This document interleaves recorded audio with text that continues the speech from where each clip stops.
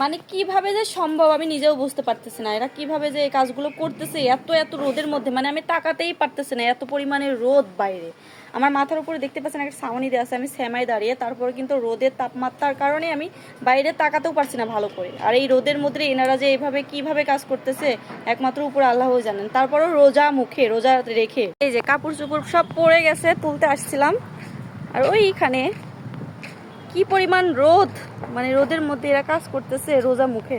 আমার জাস্ট মাথাটা হচ্ছে ঘুরে যাচ্ছে এত রোদের মধ্যে বাইরে আসার পরে।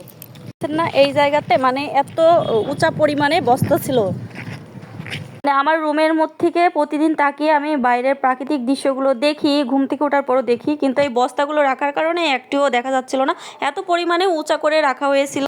আর এই বস্তাগুলোই আছে না আমাদের প্রত্যেকটা গৃহিণীদের মানে রান্নার কাজে ব্যবহৃত জিনিস আমরা শুধু রেডি করাই থাকি, রান্নার মধ্যে দিয়ে রান্না করে নিই। কিন্তু এটা যে কিভাবে প্রসেসিং হয়ে আসে সেটা কিন্তু জানি না কখনো। বলেন তো এগুলা কি, দেখি আপনারা চিনেন নাকি? এগুলো হচ্ছে হলুদ।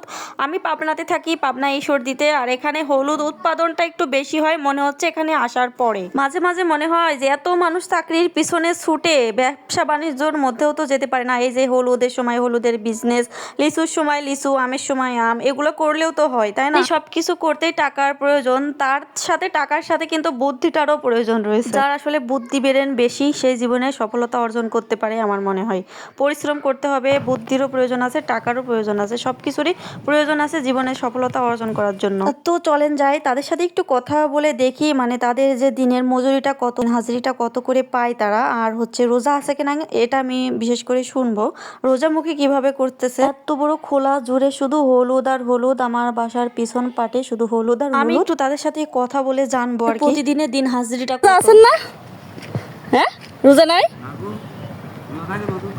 তাই তো বলছি, রোজা থেকে তো সম্ভব না, মাথা ঘুরে পড়ে যাবেন। এত রোদ, আমি তো তাকাতেই পারছি না। আর আপনারা কিভাবে কাজ করছেন? এই জন্যই রোজা থাকেননি না? সেই সম্ভব আপনি হচ্ছে দিন গেলে মজুরি দিয়ে দেয় না? কত টাকা করে দেয় দিন? দিন কত করে দেয়? 600 করে দিন। এই দেশে হলুদ উৎপাদন বেশি হয় না? মাটি হচ্ছে ভালো। হ্যাঁ, কোথা থেকে আসে?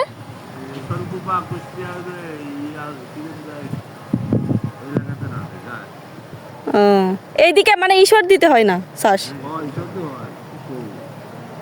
খবরে তো আপনারা খালি এই হলুদই দেখাচ্ছে। এই হলুদ যেগুলো বড় সেগুলো একটু বেশি কেজি দরে বিক্রি হয়, আর যেগুলো ছোট সেগুলো 190 কেজি দরে বিক্রি হচ্ছে। তারপরে এই যে এখানে সিদ্ধ করা হচ্ছে এত রোদের মধ্যে, যেখানে বাইরে আসা যাচ্ছে না সেখানে আগুনের কাছে দাঁড়িয়ে হলুদ সিদ্ধ করা হচ্ছে। বুঝতে পারছেন কতটা কষ্ট। সংসারের তাগিদে মানুষ জীবিকা নির্বাহের জন্য কিন্তু এই কাজ করতে বাধ্য। আবার এখানে কিন্তু অনেক মহিলারাও কাজে আসেন প্রতিদিন, আমি নিজের চোখে দেখি অনেক মহিলা আসে। আর আপনারা তো শুনতেই পেলেন তাদের মজুরি, মানে দিন হাজিরিটা কত করে, 600 টাকা করে দেয়। আমার মনে হয় এটাও কিন্তু অনেকটা কম, তাদের এই কষ্টের কাছে অনেকটা কম। তারা যে পরিমাণে কষ্ট করছে এত রোদের মধ্যে সারাদিন। আর এই হলুদ সিদ্ধ করার পরে কিন্তু রোদে শুকানো হয়, রোদে শুকিয়ে পরিষ্কার করে তারপরে স্কয়ার কোম্পানিতে দেওয়া হবে। এখানে যে হলুদটা সব থেকে ভালো, মানে বড় বড় ওইগুলা কিনতে চাইছিলাম আমরা, মানে সেগুলো বিক্রি করলো না। ওরা বললো যে পাবনা কোম্পানি, স্কয়ার কোম্পানি নিবে, এগুলো বিক্রি করছি না আমরা। আমার শ্বশুর আর শাশুড়ি আসছিল বাড়ি থেকে, ওনাদেরই কিনে দিলাম অনেকগুলো হলুদ। 4 থেকে 5 কেজি মতো নিয়েছিলাম, 190 টাকা কেজি দরে নিয়েছিল ছোট যেই হলুদগুলো ওগুলা।